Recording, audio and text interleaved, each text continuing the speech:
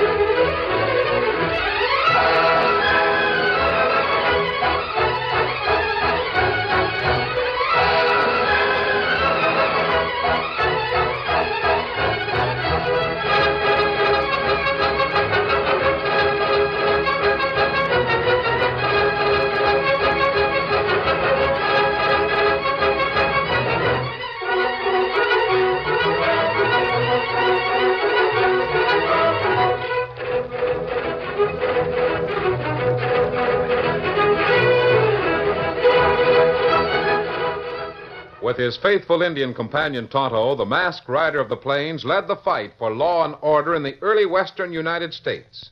The stories of his strength and courage, his daring and resourcefulness have come down to us through the generations. And nowhere in the pages of history can one find a greater champion of justice. Return with us now to those thrilling days of yesteryear. From out of the past and the thundering hoofbeats of the great horse Silver, the Lone Ranger rides again. Come on, Silver! Faster, boy, faster! I'll Silver!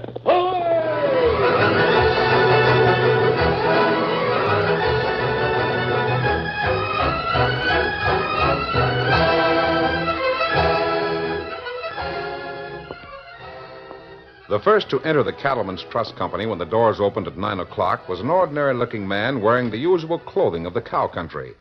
Ordinary in every way, except for the flashing eyes that somehow seemed to match the blued steel of the .44 six-shooters at his hip. The man shoved a message under the iron grillwork to the cashier. Yes, sir. What can I do for you? You can read what's written on that piece of paper. Huh? Oh, why, sure. Yeah, let me see. You, Steady, partner. You're sitting right between the devil's horns. You can't get away with this.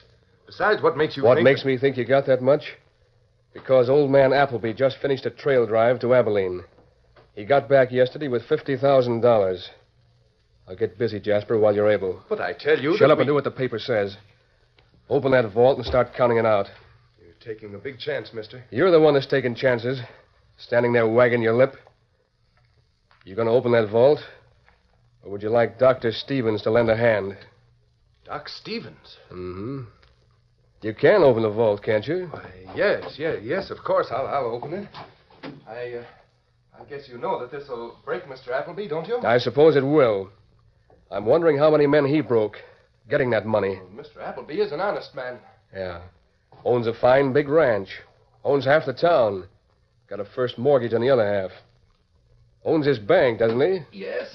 Just be careful when you reach in there. Be careful what you come out with. Oh, don't you worry. I'm not trying any gunplay against Doc Stevens. Oh, sir, not for any amount of money. Reckon you're smarter than you look at that. This all of it? Don't look like 50,000. Yes, it's all there. Count it if you want to. Count it? Why, shucks, what I want to count it for? Everybody knows that banks are honest. Adios, Jasper. And keep your hands up there on the counter for a minute or so, will you?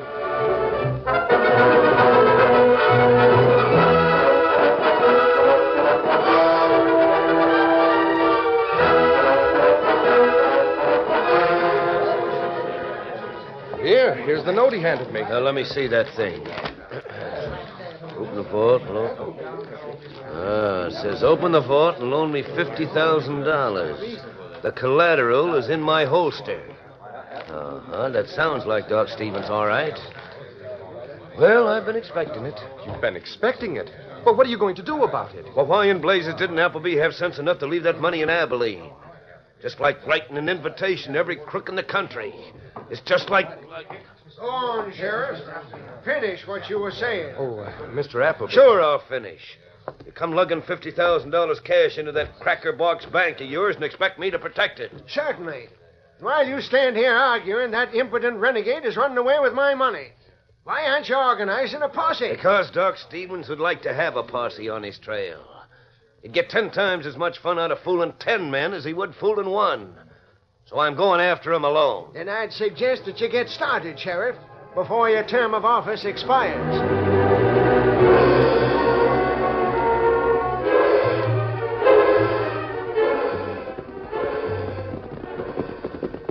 Oh, Silver. Oh, easy, big fella. Oh, fella. Look, Kimasabi. Big reward notice. Doc Stevens. That's the 4th one we've seen this morning. That fellow wanted by law plenty bad. Yes, Tonto. Stevens is probably the smartest outlaw in this part of the country. Want him dead or alive? This reward is offered by Thomas Appleby, president of the Cattlemen's Trust Company.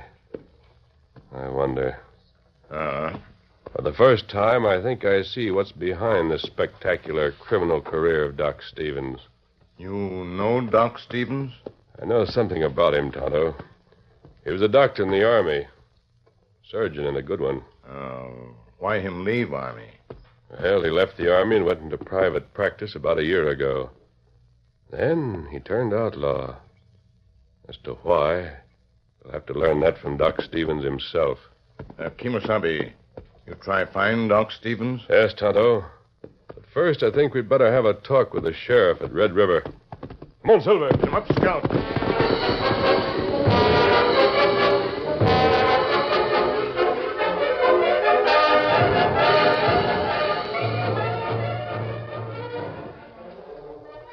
Hey, listen, Appleby, I've been out every day for a week, from daylight to dark. Ain't found a trace. Right now, I'm tired and I want some sleep.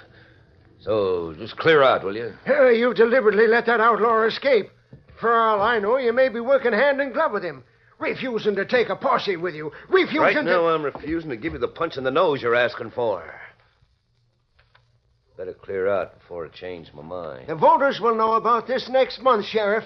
And you'll be looking for a job when the election is over. Uh-huh. It suits me fine. Means that somebody else will be looking for Doc Stevens and your filthy bankroll. Well, Listen, what was that? Huh? I didn't... Look, right behind you. Easy, Sheriff. Masked, what the... Who are you? We'll discuss that later. I came to talk with you about Doc Stevens. Stevens? You're one of his Confederates, huh? You know very well that Doc Stevens is a lone wolf, Appleby. I'm wondering if you know why. Huh? Just what do you mean? Do you know this man Stevens? Know him?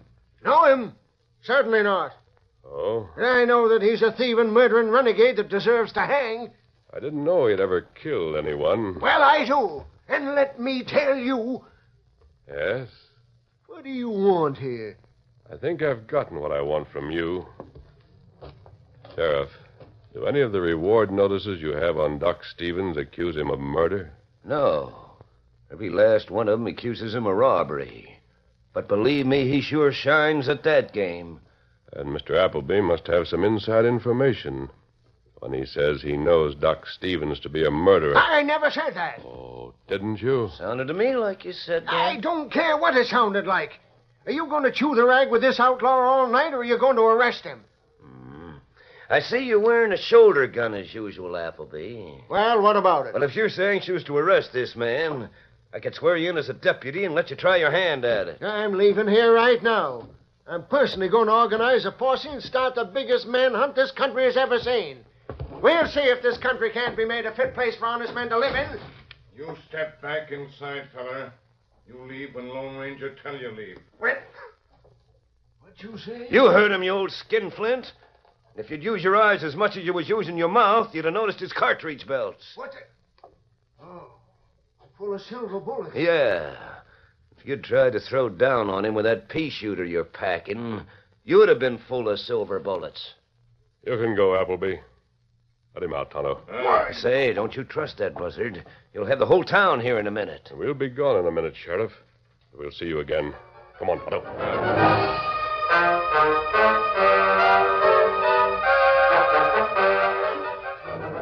The following morning, Thomas Appleby was speaking to 3 men in his office at the Cattlemen's Trust Company. Forget about Stevens. Forget about the sheriff.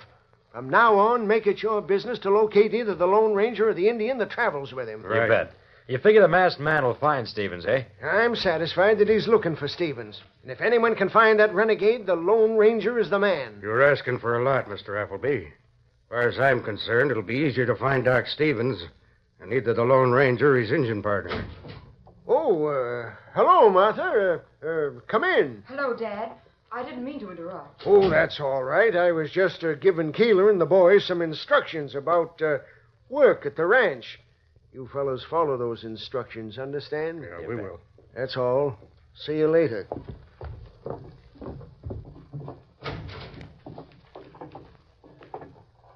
Well, Martha, what brings you to town? Dad, Is there any word about Paul? No. And what's more, you get that outlaw out of your head. Paul Stevens is a criminal, a dangerous criminal. Anyone can be dangerous when they're hurt badly enough. He hasn't tried to see you. No. And if he had, you know I wouldn't tell you about it. That is certainly a fine spirit, I must say. A man murders your own brother and steals $50,000, a fortune from your father, and you want to protect him. My love for Paul Stevens is more important to me than any amount of money. If I could only see him just once more. You'll see him dancing on the end of a rope, and soon.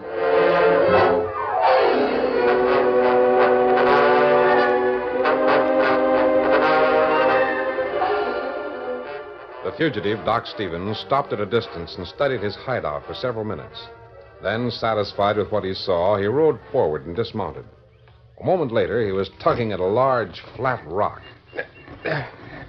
Money enough here to build a city, but it can lay in the ground and rot as far as I'm concerned. There. Why, it's gone. That's right, Doc. What? Steady. You might not be as fast as you think you are. I'm fast enough. Possibly.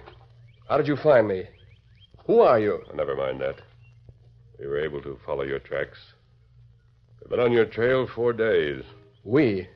Who's with you? An Indian who knows how to read signs better than you know how to cover them. He isn't here at the moment. For the first time in my life, I'm going to kill a man. Better wait. The money you took from this hiding place I got without ever drawing a gun. People were afraid of the terrible reputation of Doc Stevens as a gunslinger.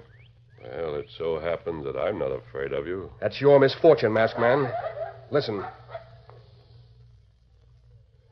That's just a coyote. I know. And the next time he starts barking, I'm going for my gun. You better be ready to do the same. All right. I'll be ready, Doc. You better be.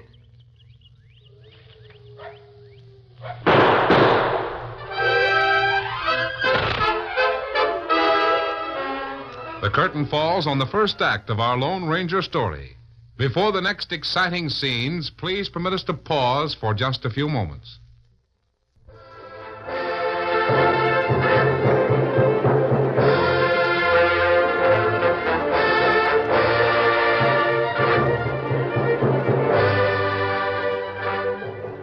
Now to continue our story. For more than 3 years, the legend of Doc Stevens' prowess with a 6-gun had been unchallenged. Now the man stared unbelievingly at his gun lying on the ground.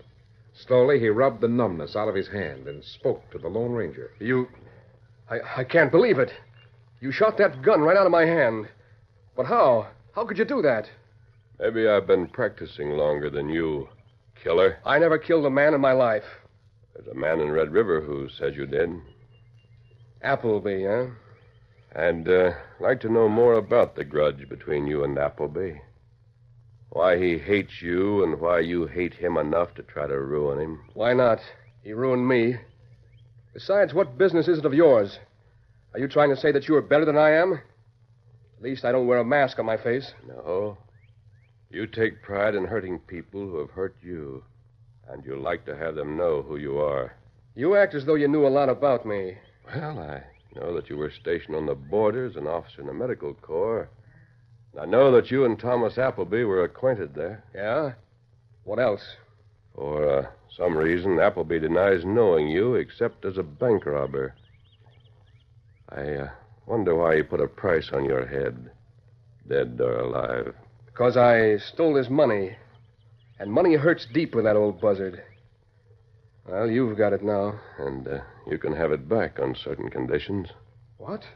I want you to tell me the true story of what happened between you and Appleby. And then I want you to promise to return the money to the people you took it from. Well, this sounds fantastic. I don't understand. Here, Silver. Come here, boy. The money's in my saddlebags. I have no more use for it than you. But if you don't agree to return it... Steady, boy. Easy a second. There now. And I will. Well, I'll be... You can take your choice. All right. I'll tell you the story. Good. It started down on the border a couple of years ago when I was in the Army. Tom Appleby was a powerful man then. More powerful than he is now. He lived with his only son and a daughter. Go on. The girl, Martha, was... like an angel. Her brother, Jim, was the most worthless man that ever lived. Martha and I were keeping company, and her brother, for some reason, disapproved of me. We quarreled many times. Yes. I retired from the service and went into private practice. Martha and I planned to get married as soon as I was established. But her father refused to give his permission. And she wouldn't go against his wishes. I see. Jim took to gambling and drinking, disgracing his father and sister. One night as I came up to the house to call on Martha, I heard Jim and his father quarreling in the library. You ungrateful whelp. I ought to boot you out of my house. Oh, why do you always have to be picking on me? What have I done? What have you done? Nothing. Never in your worthless life have you done one thing of value. Oh, you're no good, Jim. No good to yourself or anyone else. You're a disgrace to your family. A disgrace, am I? I guess you've got reason to feel proud. Getting mixed up in crooked politics, cheating on your contracts with the government. Stop! Yeah, stop. Just you try and stop me. I'll show you who's a disgrace around here. Girl, help me! You say another word, I'll kill you. Yeah, you and your big talk. Always putting on those holier-than-thou airs. Always making yourself think you're better than everyone else. Always... Shut up and get out of my house. Oh, you was going to kill me, huh? Well, I'll show you something that does a good job of killing people. Jim, put away that gun.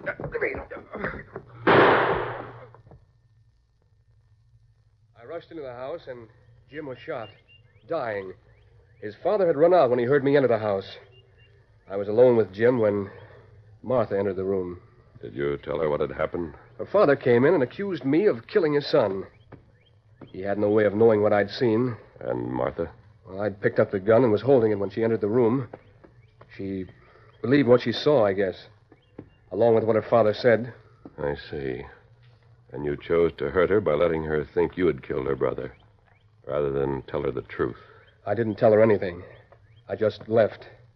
Left everything in the world that meant anything to me. For this kind of life. What about the others you've robbed? 4 of them. All wealthy. And all as crooked as Appleby. They lied against me. Said they'd heard me making threats against Jim. One of them testified the murder gun was mine. So you set out to hurt them through money. I've hurt them. Plenty. Money's the only thing they love. And I've got their money. Or rather, you have. It's yours to return. You hurt yourself and Martha more than anyone else. Now Appleby's got a price on my head. Now listen. Yes, it's Tonto coming from town. Tonto? Who's he? My Indian friend. The one that found my hideout? He must be clever. He is. Oh, Scout, ho, fella, ho. Ho, fella, ho. What happened, Tonto? You and Dr. Fella better come plenty quick. Big gunfight in town. A gunfight? Banker fella, Appleby. Him put men on my trail. Then follow me. Try find this place. Tonto lead him into hills. Lose him.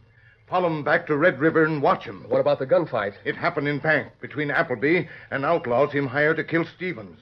Outlaws say Appleby double-cross him. Start gunfight. What? You mean that old buzzard actually had hired gunslingers after my scalp? I have all the lowdown. Well, what happened, Tonto? The sheriff come along, help round up gunfighters, but too late to save old man. Him bad hurt, dying. Need doctor. Him plenty bad. Well, why come to me? Do you think I care if that poison old snake dies? Do you? No. No, me come 'cause girl ask me get doctor for father. Martha. She asked you. Well, isn't there a doctor in Red River? The nearest is 30 miles away. Tonto came here because he knew you were a doctor and a surgeon. Oh, this is a farce. The man who destroyed everything I had ever hoped to have, who made an outlaw out of me, the man who put a price on my head, dead or alive, is dying. And I'm supposed to stick my neck in the rope to save his worthless life. That's right. It's not right. It's wrong. So help me, I swear it's wrong. Remember, you're a doctor. I know. I'm a doctor.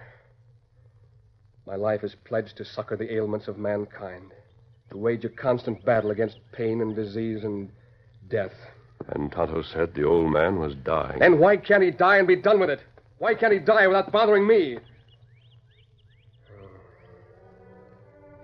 All right. Let's get started if we're going.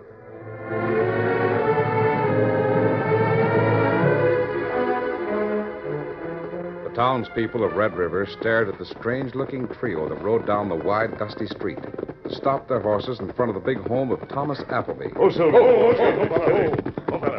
The masked man, an Indian, and the much-wanted outlaw, Doc Stevens. Steady, Silver.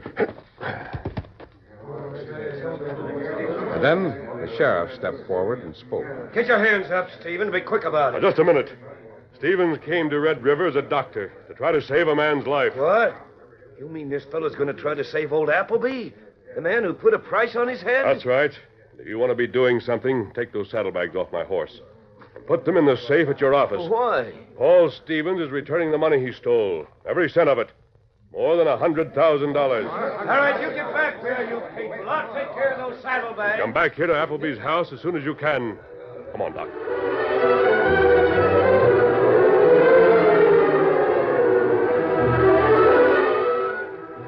Paul. Oh, you shouldn't have come here. I know that.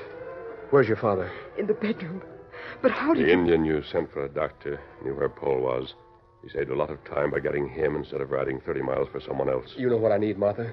Plenty of hot water, bandages, a sharp knife. Here, I'll help you with that coat. Something I can use for a probe. Hurry it up.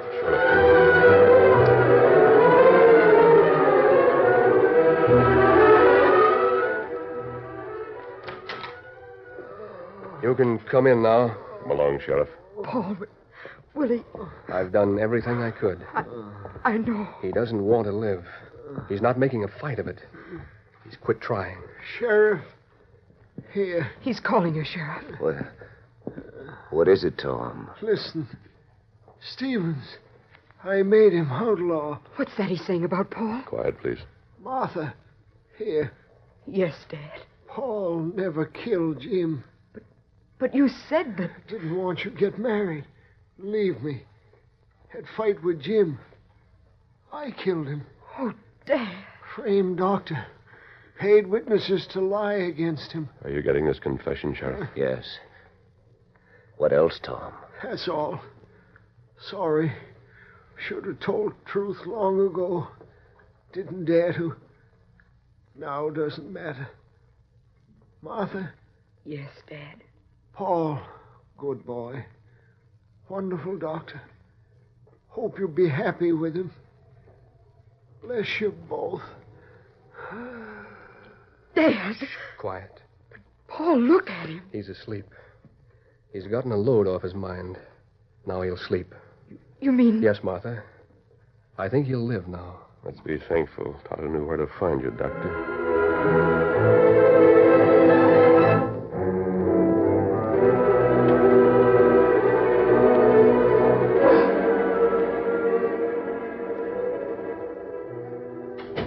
Morning, Dad. Oh, morning. What's that you got? Give you one guess. Smells like bacon and eggs. Right the first time. I'm hungry. Oh, there comes the doctor. Better fix him up some of the same. Looks like he needs a good meal. Don't you worry. I'm going to be fixing breakfast for Mr. Stevens for a long time to come. That's quite a spread for a sick man. Oh, I'm not sick. I'm hungry. Sit down. He slept for 12 hours. And I feel fine. Now sit down, the both of you. Right. And let's get some things ironed out. Such as what? The sheriff. I suppose he's preparing a murder charge against me after what I said last night. No. You see, there was a witness to the killing. Someone who can testify that you killed Jim in self-defense. A witness? But who? Me. I saw the whole thing. Saw Jim pull a gun. Heard your father ask him to put it away. They fought over it. The gun went off. And never said a word to anyone. Martha, there's the kind of a gent to fry eggs for. Better eat your own eggs before they get cold. Doctor's orders.